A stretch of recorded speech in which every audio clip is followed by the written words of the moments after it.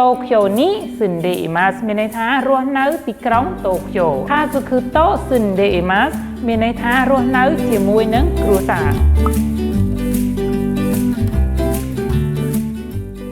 សួស្តីទាំងអស់គ្នាស្វាគមន៍មកកាន់ថ្នាក់រៀនភាសាជប៉ុនខ្ញុំបាទឈ្មោះហែមហួយជាគ្រូបង្រៀនភាសាជប៉ុននៅ CJCC ថ្ងៃនេះខ្ញុំសូមលើកយកពាក្យភាសាជប៉ុនមកណែនាំដល់អ្នកទាំងអស់គ្នាគឺពាក្យថា sundemas តើពាក្យ sundemas នឹងមានន័យយ៉ាងដូចម្តេចដែរហើយសម្រាប់អ្នកដែលធ្លាប់បានរៀនមកហើយប្រកាសជាដឹងហើយថា sundemas មានន័យយ៉ាងដូចម្តេចហើយ sundemas មានន័យថារស់នៅហើយអញ្ចឹងអ្នកនរគ្នាសូមមើលពាក្យថា sundemas នេះយើងប្រើយ៉ាងម៉េចដែរអញ្ចឹងទី1ហើយយើងពាក្យថា Tokyo ហើយ Tokyo ni sundemas ហើយ Tokyo គឺមានន័យថាទីក្រុង Tokyo គឺ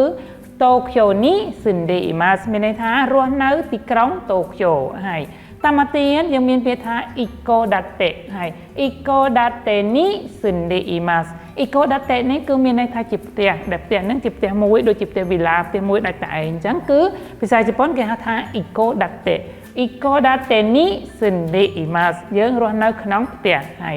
តាមមកទៀត Apato នេះក៏ជាផ្ទះដូចគ្នាដែរណាហើយអញ្ចឹង Apato នេះអ្នកនរគ្នាប្រកាសជាឃើញហើយនៅតាមទីកន្លែងផ្សេងៗគឺមានធ្វើ Apato សម្រាប់ជួលដល់ភ្ញៀវឬក៏អតិថិជនជាដើមណាហើយអញ្ចឹង Apato ni sundemas ហើយអញ្ចឹង sundemas កន្លែងនេះគឺយើងប្រើជាមួយនឹងនាមហើយនឹងបរិយាស័ព្ទនេះណាហើយ Tokyo ni sundemas ហើយនាមនេះគឺជានាមទីកន្លែងហើយតាមមកទៀតមកគឺយើងមានមួយទៀតគឺយើងប្រើជាមួយនឹងបរិយាស័ព្ទ to ឧទាហរណ៍ថា Kazoku to sundemas ហើយ Kazoku មានន័យថាគ្រួសារចា Kazoku to sundemas មានន័យថារស់នៅជាមួយនឹងគ្រួសារអញ្ចឹង to កន្លែងនេះមានន័យថានឹងឬក៏ជាមួយហើយតាមមកទៀត Tomodachi to sundemas ហើយអញ្ចឹង Tomodachi មានន័យថាមិត្តភក្តិហើយ Tomodachi to sundemas រស់នៅជាមួយនឹងមិត្តភក្តិហើយនឹងពាក្យមួយខាងក្រោមនេះទៀតគឺ Ane to sundemas មានន័យថារស់នៅជាមួយឬក៏រស់នៅនឹង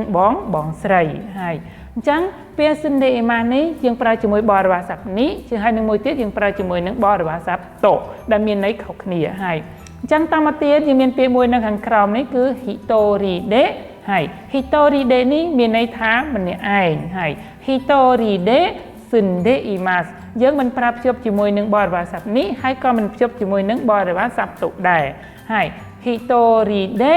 sundemas យើងមិនអាចប្រើថា hitoride to sundemas គឺមិនមានទេហើយក៏មិនមាន hitoride ni sundemas ក៏មិនមានដែរកន្លែងហ្នឹងអញ្ចឹងយើងប្រើភ្ជាប់តែម្ដង hitoride